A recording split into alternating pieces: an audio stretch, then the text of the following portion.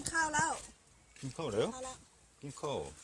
มันไม่เข้า ということでご飯行きましょう。ไม่ใช่เลยญี่ปุ่นไปให้ดู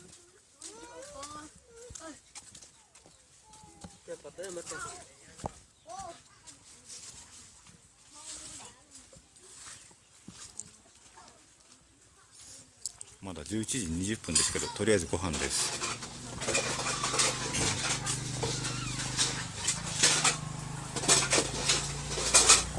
ที่นี่เมื่อไหร่วะมึง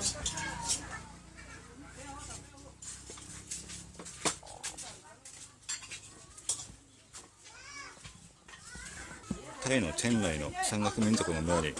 ホームステイして回ってます。お昼ご飯です。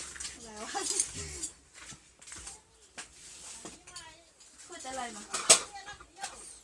พูดอะไรมา お昼ご飯インスタントラーメンをなんだろう、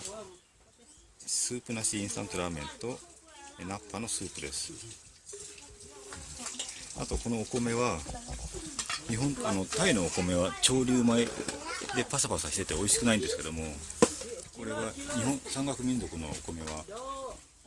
日本と同じ単粒米で粘り気もあって日本のお米と同じで美味しいです。เช็ดเจ้าของมึงนั่นแหละชิมากเกでこれがからしです。からし。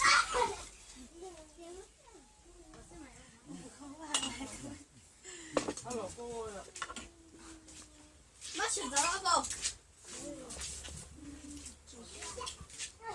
กินได้เลย 銀だい。กินได้เลย 買う。今日は女の子と一緒に食べます。いただきます。ただこれがね、片手で取りながらが難しいんで、